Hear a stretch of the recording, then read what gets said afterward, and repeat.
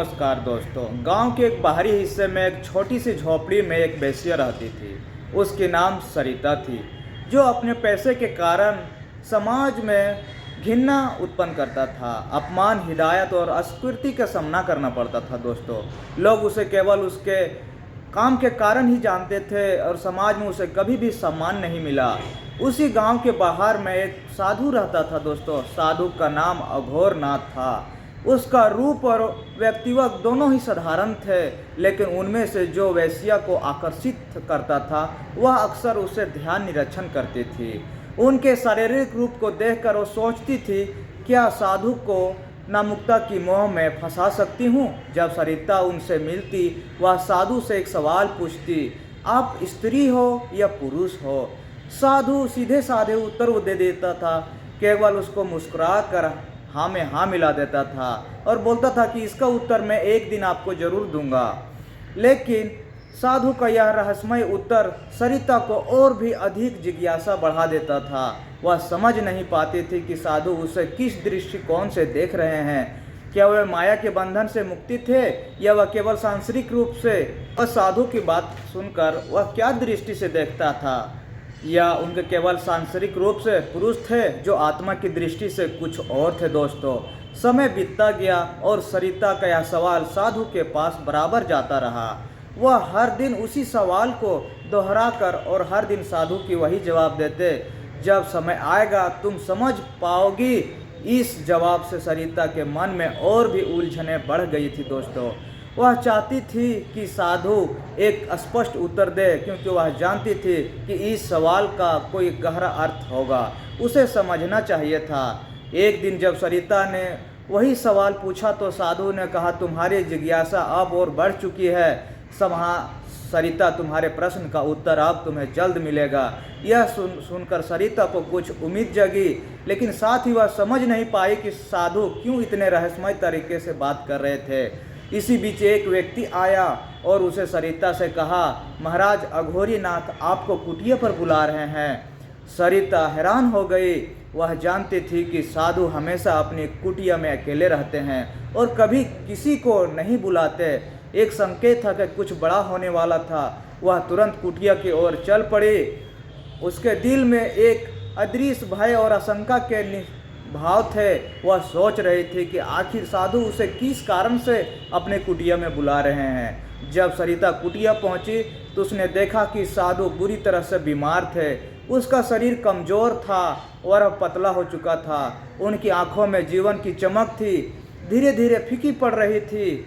साधु जमीन पर लेटे हुए, उनकी सांसें कठिन हो रही थी। यह दृश्य सरिता के लिए बहुत कष्टदायक था। वह उनके पास बैठी और घबराते हुए बोली, महाराज आप ठीक तो हैं ना? क्या हुआ? आप इतने बीमार क्यों हैं? आपको साधु ने धीरे से स्वर में उत्तर दिया, यह शरीर केवल एक अस्थायी अस्तित्व है सरिता, यह समाप्त होगा, लेकिन आत्मा कभी खत्म नहीं होता। जीवन की एक यात्रा जो केवल शरीर के माध्यम से हो रही है और यह शरीर अपना कार्य समाप्त कर रहा है। साधु ने अपनी आंखें बंद कर ली और एक गहरी श्वास ली। उन्होंने सरिता की ओर देखा और कहा, अब तुम्हारे सवाल का उत्तर देने का समय आ गया है। तुम्हारे सवाल था आप स्त्री हैं या पुरुष। सरिता का दिल धड़कने बढ़ गई है। वह सोचने लगती है कि यह उत्तर क्या होगा। यह साधु अब उसे सही मायने में बताने वाले थे। साधु ने धीरे से कहा, तुम्हारे सवाल का उत्तर केवल एक शारीरिक रूप में नहीं है सरिता। जो तुम पूछ रही हो वह आत्मा के स्तर पर है। मैं पुरुष हूँ, लेकिन यह केवल शरीर का रूप है। जो व्यक्ति माया के जाल में फंसा हुआ है वह स्त्री के समान, जो व्यक्ति माया से ऊपर उठकर आत्मा के वास्तविक रूप में पहचानता है दोस्तों, वही असली पुरुष है। सरिता चुपचाप बैठी रही। उसके मन में बहुत सारे सवाल उभर रहे थे, लेकिन साधु के शब्दों में उनके गहरे संवेदन की ओर मोड़ा। साधु ने फिर कहा, माया हमें भ्रमित करती है और हम अपने भौतिक रूप से खुद को पहचानने लगते हैं। असली पहचान आत्मा की है जो कभी नष्ट होती है। आत्मा माया से मुक्त होती है, वही पुरुष है। साधु ने आखिरी श्वास ली और जीवन की इस यात्रा को समाप्त कर दिया दोस्तों। सरिता ने देखा कि साधु का शरीर शांत हो गया था, लेकिन उसका आंतरिक ज्ञान और उसकी शिक्षाएं अब भी उनके भीतर गूंज रही थी। यह सोचने लगी कि क्या यह शरीर, यह रूप, यह असली पहचान है या आत्मा की गहराई में कुछ और है जिसे हम महसूस करना चाहिए। इस दिन से सरिता ने अपने जीवन को पूरी तरह से बदलने का संकल्प लिया दोस्तों। वह जब केवल भौतिक रूप से और माया के जाल से बाहर निकलना चाहती थी, साधु की शिक्षा ने उन्हें आत्म दिशा में मार्गदर्शन किया। वह समझ गई थी कि साधु और पुरुष का भेद केवल भौतिक रूप से और असली पुरुष आत्मा के रूप में होता है दोस्तों। सरिता ने धीरे धीरे माया जाल से ऊपर उठने की प्रक्रिया शुरू की। उसने अपने पुराने जीवन को त्याग दिया और आत्मा की शुद्धता और कदम बढ़ाए। अब एक नई दृष्टि से जीवन को देखती थी। वह समझ गई थी कि इस इंसान के भीतर एक देवता और उसे देवता को पहचानने की ज़रूरत है। सरिता ने महसूस किया कि अब उसका जीवन पहले जैसा नहीं रहेगा। हालांकि उसकी बाहरी स्थिति वही थी, अभी भी वैश्या थी समाज द्वारा, लेकिन उसकी आंतरिक स्थिति पूरी तरह से बदल चुकी थी। बाहर से लोग उसे वैश्या का ही करते थे। हालांकि सरिता का संघर्ष अभी खत्म नहीं हुआ था। उसका समाज, उसके पुराने दोस्त और वह लोग जिन्होंने हमेशा उसके साथ गलत किया करता था, उसकी पहचान तो उसी पुरानी दृष्टिकोण से देख रहे थे। उसे पुराने रूप में पहचानते थे जिसने कभी भी सम्मान नहीं मिला था दोस्तों। एक दिन गांव के एक व्यक्ति ने आकर कहा, सरिता, तुम्हें अब भी यह समझना होगा कि तुम्हारी पहचान सिर्फ तुम्हारे शरीर से है। तुम वैश्या हो, वैश्या ही रहोगे, तुम कोई साधु नहीं बन सकती। यह सुनकर सरिता की दिल थोड़ी देर के लिए रुक गया, लेकिन फिर उसे साधु की बात याद आ गई। जो आत्मा माया से परे होती है वही असली रूप पुरुष है। उसने अपनी आंखें बंद की और गहरी सांस ली। वह जानती थी समाज की दृष्टिकोण कभी बदलने वाला नहीं था, लेकिन उसे किसी की स्वीकृति की आवश्यकता नहीं थी। उसने अपने शरीर के शक्ति को महसूस किया और वह जान गई कि उसने माया के जाल को पार कर लिया था। समाज से उसे भी कहे वह जब उस निर्भर नहीं करती थी, उसकी आत्मा अब एक नई दिशा में बढ़ गई थी दोस्तों। समाज से बाहर जाकर सरिता ने अपने जीवन के अगले कदमों पर ध्यान केंद्रित किया। उसकी आत्मा अब अशुद्ध से शुद्ध हो गई थी। अपने पुराने जीवन में मुक्ति होना चाहती थी दोस्तों। वह अब केवल एक साध्वी के रूप में जीना चाहती थी, बल्कि संतृप्त आत्मा के रूप में जीवन जीने की योजना बना रही थी दोस्तों।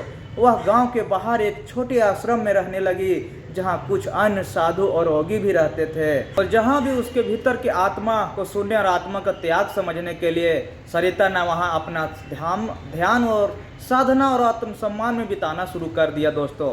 लेकिन उसकी यात्रा अभी खत्म नहीं हुई थी। जब वह पुराने जीवन में बारे में सोचती तो उसे एहसास होता कि समाज के दृष्टिकोण को बदलना इतना आसान नहीं है। लोग अभी भी उसे वैश्या ही मानते थे।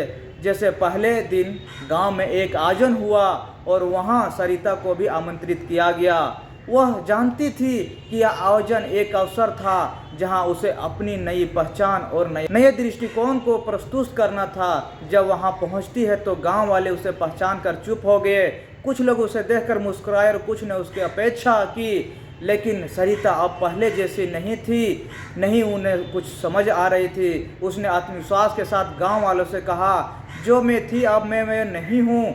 मेरा शरीर वही है, लेकिन अब मेरी आत्मा ने माया से मुक्ति पा ली है। जो माया के जाल में फंसा रहता था वह स्त्री और पुरुष के भेदों में उलझा रहता था, लेकिन जब आत्मा ऊपर से उठती है तो वह किसी भेद से परे होता है दोस्तों। उसके शब्दों ने कुछ लोगों को चौंका दिया, लेकिन कई लोग ऐसे थे जिन्होंने उसकी बातों को विश्वास नहीं हुआ। सरिता ने सोचा, यह समझाने और समझने का काम अब मेरे हाथ में नहीं है। जो लोग समझना चाहे वो समझे, बाकी लोग जैसे हैं वैसे ही रहेंगे। दोस्तों, समय बीतता गया। समय के साथ सरिता ने समझ लिया कि हर व्यक्ति की यात्रा अलग होती है। कुछ लोग जल्दी आत्मा को त्याग समझते हैं और कुछ लोग समय के साथ जो लोग होते हैं व्यक्ति को त्याग समझता है। वह जीवन के भौतिक सुखों में परे चला जाता है। उसने महसूस किया कि जीवन केवल भौतिक रूपों और पहचान तक ही नहीं सीमित है, बल्कि यह आत्मा की गहरी समझ और अनुभव से जुड़ा हुआ है दोस्तों। वह हमेशा साधु के अंतिम शब्दों को याद करती थी, जो माया से मुक्ति वही असली पुरुष होता है। यह शिक्षा उसकी जीवन भर की यात्रा बन गई और वह अपनी त्याग के आत्मा को त्याग बन चुकी थी और उसने माया के जाल को पूरी तरह तोड़ दिया था। वह एक वेश्या से अच्छी साध्वी बन चुकी थी। महिला भी एक शारीरिक रूप के रूप में नहीं देखा जाती थी, बल्कि उसकी पहचान आत्मा से जुड़ी हुई थी। और वह एक ऐसी व्यक्ति थी जो समाज की स्वीकृति या निंदा से भी परे थे। उसने अपने जीवन को माया के जाल से मुक्त किया था और यह आत्मा की शांति और आनंद में जी रही थी। दोस्तों, वह जानती थी कि हर व्यक्ति का रास्ता अलग होता है, लेकिन जो सत्य राह पर चलते हैं कभी गलत रास्ते पर नहीं जाते हैं। सरिता ने अपनी यात्रा पूरी की थी, एक यात्रा जो खुद से अपने भीतर की शक्ति से भी अंदर आत्मा के सत्य से जोड़ती थी। लेकिन दोस्तों, कहानी का समापन इस बिंदु पर होता है। सरिता ने केवल अपने जीवन को बदला लिया, बल्कि उसने गांव के और समाज लोगों को यह सबक दिया दोस्तों कि भेदों को पार करते हुए आत्मा के सत्य को पहचान लिया। अब वह जान चुकी थी कि असली पुरुष वह है जो अस्तर पर मोह माया को छोड़कर असली जिंदगी जी सके। दोस्तों, अपनी आत्मा की शक्ति को पहचानती है, उन्हें सिद्ध कर दिया। आत्मा की शुद्धता को सबसे महत्वपूर्ण है और जीवन की असली उद्देश्य माया के ऊपर उठकर आत्मा के साथ चलना है। दोस्तों, ये कहानी सुनाने का उद्देश्य मुझे किसी का दिल या समाज में ठेस पहुंचाना नहीं है। दोस्तों, इस कहानी सुनकर आप लोगों को समाज की इस तरह से औरतें भी जब एक नई जिंदगी जीने की शुरुआत करते हैं, जिससे उनके समाज के सारे लोग बदल गए थे। दोस्तों, क्या ऐसी स्थिति अगर समाज में है तो अपनी ज़िंदगी जी सकते हैं, गलत रास्ते से सही रास्ते जी सकते हैं। दोस्तों, अपने अंतर आत्मा को बदल सकते हैं। दोस्तों, यह दुनिया एक क्षोभ माया है, यह दुनिया बहुत बुरी है। दोस्तों, इस दुनिया से निकलने के बाद आदमी को समझ आता है कि क्या मैं गलत था या सही था। दोस्तों, अगर आप मेरे चैनल पर नए हैं, चैनल को सब्सक्राइब कीजिए और लाइक कीजिए। दोस्तों, फिर मिलते हैं अगले वीडियो में, तब तक के लिए नमस्कार।